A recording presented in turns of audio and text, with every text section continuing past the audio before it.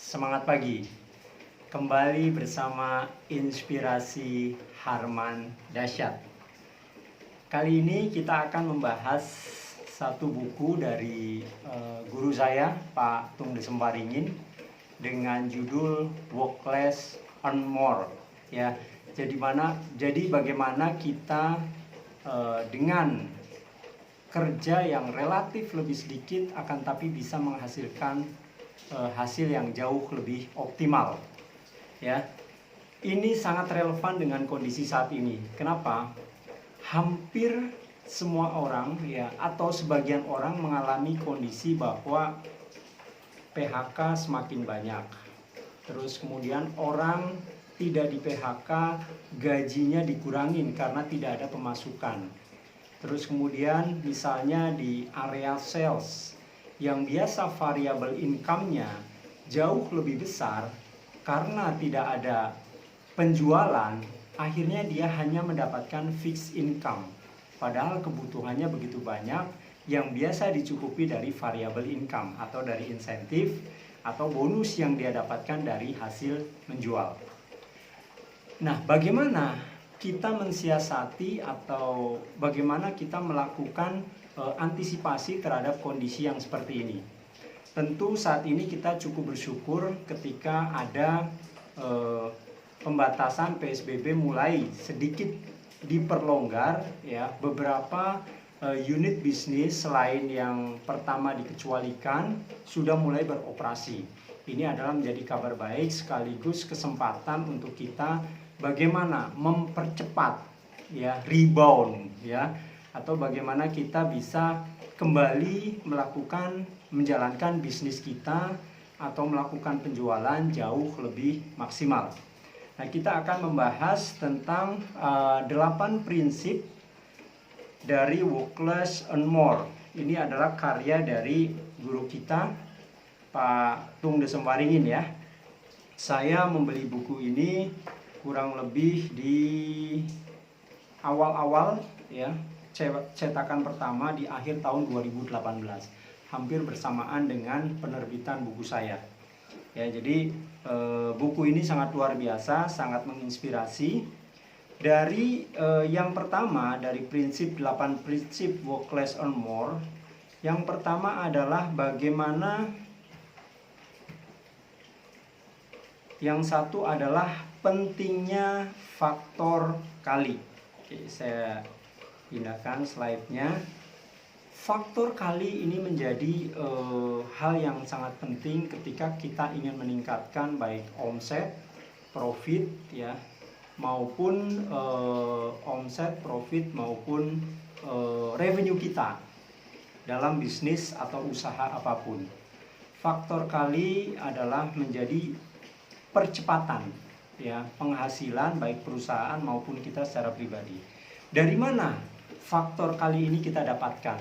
Yang pertama, ketika kita melakukan bisnis, merintis sebuah bisnis, ada 2 pilihan ya. Yang pertama adalah ketika modal kita tidak terlalu besar, ide kita luar biasa bagus, prospek bisnis sangat luar biasa, kita bisa memilih dengan opsi pembagian saham antara kita dengan rekan bisnis kita. Kemudian yang kedua adalah bagaimana kita melakukan profit sharing atau sistem bagi hasil. Dan juga yang paling penting ketika kita ada di level profesional adalah bagaimana kita menduduki peringkat keberhasilan karir yang tertinggi. Ya, tentu kita tahu ketika kita berada di posisi yang puncak atau tertinggi, tentu penghasilan kita akan jauh lebih besar dibandingkan dengan yang ada di bawahnya. Ini adalah 3 ya prasyarat bagaimana kita mendapatkan faktor kali. Kemudian yang kedua adalah dari Work Less Earn More, prinsip yang kedua adalah kita memilih bagaimana kita memilih jenis bisnis menghasilkan income yang lebih besar. Jadi jenis bisnis yang kita ambil untuk menghasilkan income yang jauh lebih besar. Misalnya apa? Ya, ketika kita belajar ya dari salah satu tokoh inspiratif, misalnya adalah Bapak Sandiaga Uno ya. pada masa krisis tahun 98, yang ia lakukan adalah dia mendapatkan profit atau penghasilan yang sangat luar biasa dengan cara apa? Dengan cara jual beli perusahaan. Dia ambil perusahaan, dia perbaiki, kemudian dia jual dengan harga yang fantastis. Di situ dia mendapatkan profit, hasil yang sangat luar biasa. Kemudian yang kedua apa? Ketika kita mempunyai satu bisnis yang kita bisa leverage, ya, kita bisa gunakan daya ungkit untuk bisa memperbesar, ya, jaringan atau cabang-cabangnya. Misalnya kalau kita lihat secara yang paling dekat dengan kita, contohnya adalah waralaba atau franchise dari Alfamart dan Indomart, ya, atau Alfamidi atau Carrefour atau apapun, ya.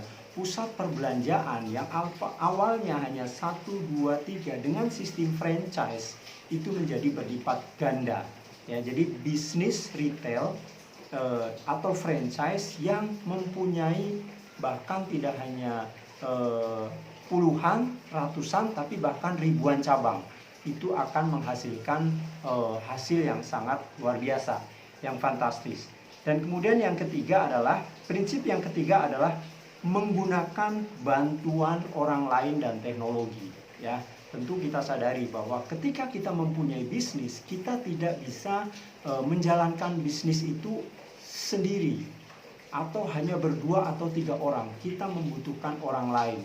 Kita membutuhkan tim yang sangat luar biasa untuk bisa mengembangkan bisnis kita. Nah, di sini untuk menggunakan bantuan orang lain dan teknologi, yang paling penting jika kita ingin berhasil mengembangkan bisnis kita, kita harus mempunyai mentor yang sudah berhasil di bisnis itu. Itu syarat yang pertama.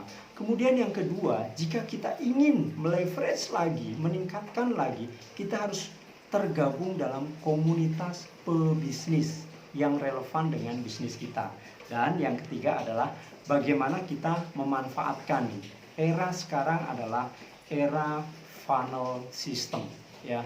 Ketika satu funnel atau katakanlah misalnya link yang kita miliki dengan program affiliate marketing misalnya, dengan satu link kita bisa menyebarkan ke sedemikian banyak orang. Dan ketika funnel itu kita luar biasa banyak, maka peluang untuk mengembangkan jualan atau bisnis kita jauh lebih besar. Itu yang ketiga. Dan kemudian prinsip yang keempat adalah bagaimana kita melakukan optimalisasi sistem kerja dan layout, ya, atau tata letaknya. Jadi bagaimana sistem kerjanya kita perbaiki sehingga proses kerja benar-benar efektif dan efisien. Kemudian dengan, ya, cara kerja bukan hanya hard work, kerja keras, tapi juga kita melakukan smart work, ya, dengan kerja yang relatif sedikit menggunakan bantuan sistem bisa menghasilkan leverage atau daya ungkit atau hasil yang jauh lebih besar. Oke. Dan kemudian yang selanjutnya adalah bagaimana ketika kita ingin mengembangkan bisnis kita untuk hasil yang jauh lebih besar, untuk bisa work less dan earn more. Yang kelima adalah kita harus belajar dan menguasai teknik marketing. Ini adalah salah satu kuncinya, ya. Tidak ada perusahaan yang berkembang begitu besar ketika dia tidak mempunyai sistem ataupun keahlian disupport oleh sistem marketing yang luar biasa. Di sini dengan belajar marketing akan menghasilkan peningkatan baik revenue, ya, atau laba kotor, kemudian income, ya, pendapatan atau profit yang luar biasa. Ini pentingnya dari bagaimana kita belajar marketing. Kemudian selanjutnya yang keenam adalah prinsip yang keenam adalah belajar melakukan kontrol, ya. Kontrol atau monitoring menjadi hal yang sangat penting. Ketika kita mempunyai tim, maka faktor monitoring atau kontrol ini adalah menjadi hal yang sangat-sangat penting. Ketika kita berbicara pada level perusahaan atau bisnis, jangan sampai cash flow yang masuk ke perusahaan kita itu lebih kecil daripada cash flow yang keluar. Jadi cash flow in harus lebih besar dari cash flow out. Pendapatan harus jauh lebih besar daripada pengeluaran, ya, jangan sampai besar pasak daripada tiang. Oke, dan selanjutnya prinsip yang ketujuh adalah fokus kembangkan passive income dan investasi. Ya, ketika kita sudah mempunyai satu, dua atau beberapa bisnis, fokus yang paling penting adalah bagaimana pendapatan itu bersifat bukan sekedar aktif tapi pasif. Dan juga bagaimana kita melakukan diversifikasi investasi, ya. Jangan sampai kita menaruh, ya, investasi kita di satu tempat. Tapi dengan tingkat resiko yang berbeda-beda, kita bisa tempatkan di tempat yang berbeda-beda, tentu dengan return yang berbeda-beda. Dan jika kita sebagai seorang profesional atau misalnya karyawan, katakanlah, kalau kita ingin tetap meningkatkan penghasilan kita harus bisa menahan diri untuk bisa menabung, mengembangkan investasi, sehingga pada masa pensiun kita bisa mendapatkan return atau kelayakan untuk bisa tetap hidup sesuai dengan standar kita saat ini. Dan yang terakhir adalah investasi leher ke atas. Ini adalah kuncian yang ke-8 untuk work-life more. Ya, kenapa ini penting? Ya, terkadang ide bisnis itu muncul dari bagaimana kita belajar melalui training, melihat video, ya kan? Atau sekarang yang paling tren adalah sedang adanya IG Live, ya, itu penting banget, ya, Bapak dan Ibu sekalian. Itu kita bisa mempunyai ide bisnis, berkolaborasi dengan orang lain, kita harus mengembangkan, ya, jaringan kita dengan media, memanfaatkan media yang ada. Ya, jadi di sini kita harus bisa belajar dari diri kita sendiri, pengalaman yang kita miliki. Ya, ketika kita sudah memiliki pengalaman ada yang efektif, paling bagus, maka kita harus kembangkan. Apabila kita mempunyai pengalaman yang negatif atau tidak menghasilkan untuk bisnis kita, maka kita jangan ambil itu. Dan kemudian kita juga bisa belajar dari orang lain tadi dengan media-media yang ada.